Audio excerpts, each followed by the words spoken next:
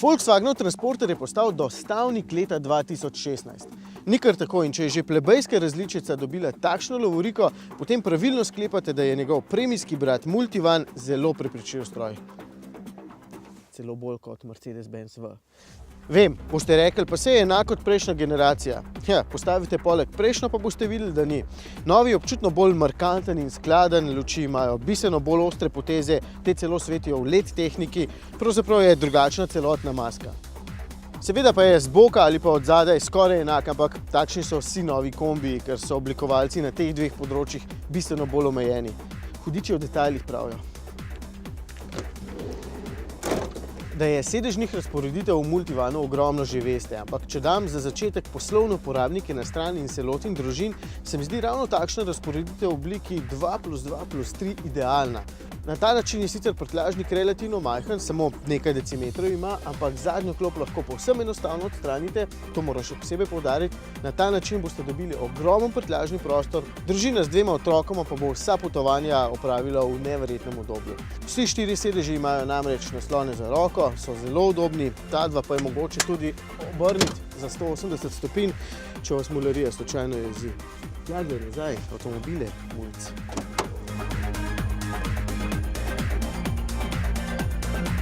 Sicer pohvalim predvsem voznikovo okolje. Z velikim zaslonom na dotik je postalo na izgled modernejše in tudi uporabnejše, kljub temu pa je armaturna plošča obdržala vsa najpomembnejša stikala.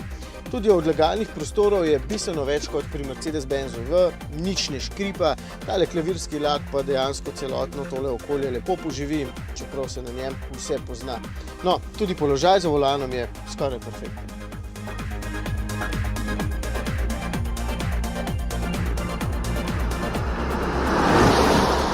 Res, krasen je in tudi občutek med vožnjo je odličen, čeprav bi si sam na volanu želel malce več teže.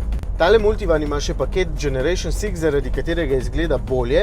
Sam bi sicer izbral dvobarvno zunanjost po vzoru prvih bulijev, omenjam pa ga zato, ker prinaša še nekaj ostalih stvari. Denimo LED luči, ki konkretno osvetlijo okolico in samodejno prilagajajo dolžino snopa, ampak to delajo prepočasi in slepijo ostale. Jih priporočam zaradi svetilnosti, ne zaradi samodejnega prilagajanja, ki ga ponoči raje izklopim. V paketu je še nastavljivo blaženje, ki ga pa sploh ne potrebujete. V načinu normal je dejansko Multivan daleč najboljši, sport vas bo ves čas pretresal, v načinu komfort pa se preveč ziba. Je pa zelo zanimiv takšen 2-litrski TDI s 110 kW moči. Ob prevzemu sem bil prepričan, da je močnejši, ker zelo konkretno potegne.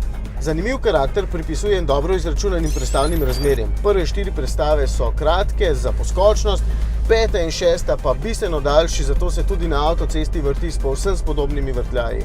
Super kompromis, zaradi katerega je tudi na avtocesti tih, na testu pa je poprečno porabil okrog 8 litrov, kar je za takšno gmoto super rezultat.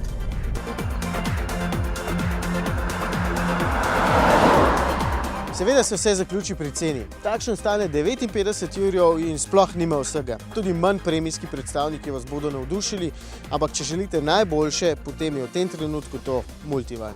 Povsem enostavno.